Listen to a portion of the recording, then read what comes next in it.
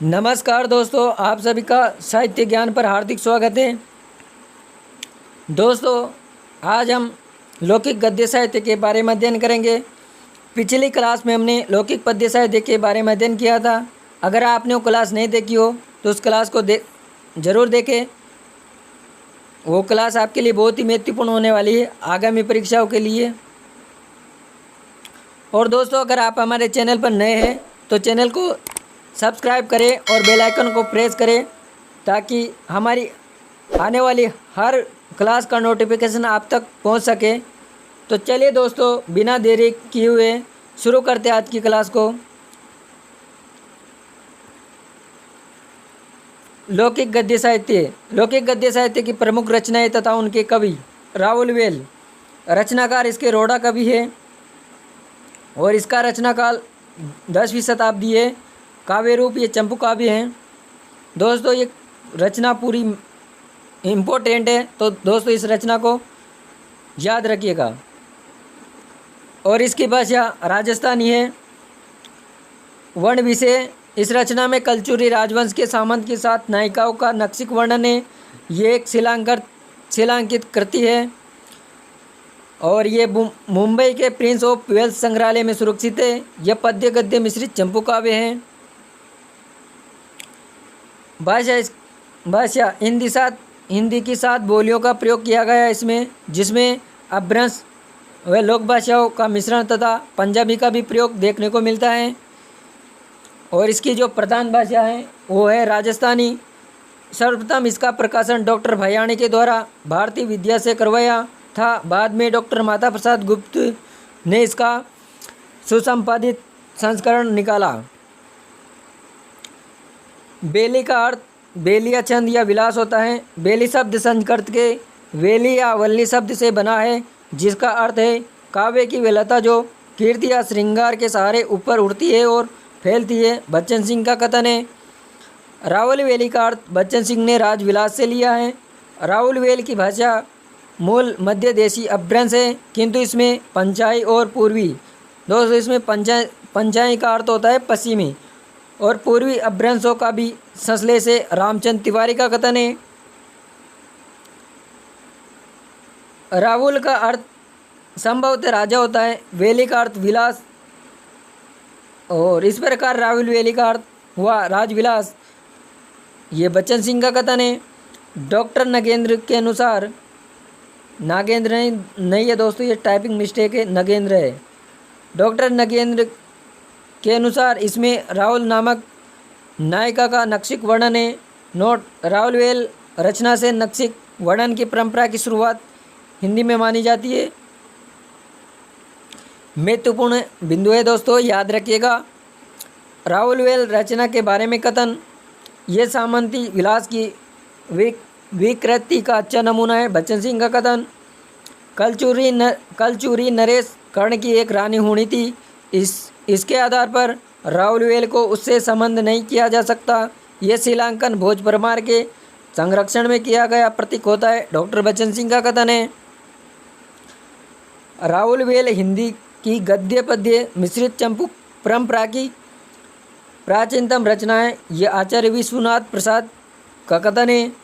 अगली रचना है उक्ति व्यक्ति प्रकरण, जिसके रचनाकार पंडित दामोदर शर्मा है। इसका रचनाकाल 12वीं शताब्दी या ईस्वी में देखें तो 1154 ईस्वी।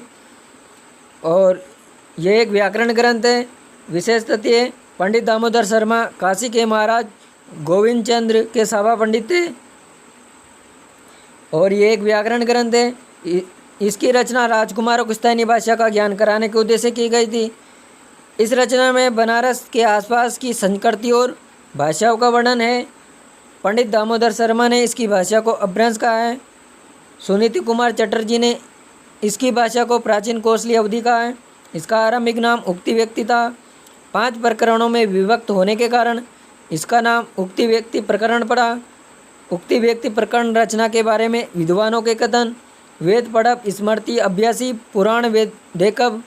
इससे गद्य व पद्य दोनों शैलियों की हिंदी भाषा में तत्सम शब्दावली के प्रयोग की बदलती हुई प्रवृत्ति का पता चलता है। डॉक्टर नगेंद्र का कथन है।